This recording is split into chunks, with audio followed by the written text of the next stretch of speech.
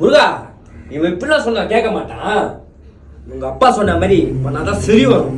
இவனை எல்லாத்தையும் கேட்டு அவ்வளவு பார்க்கலவிடா.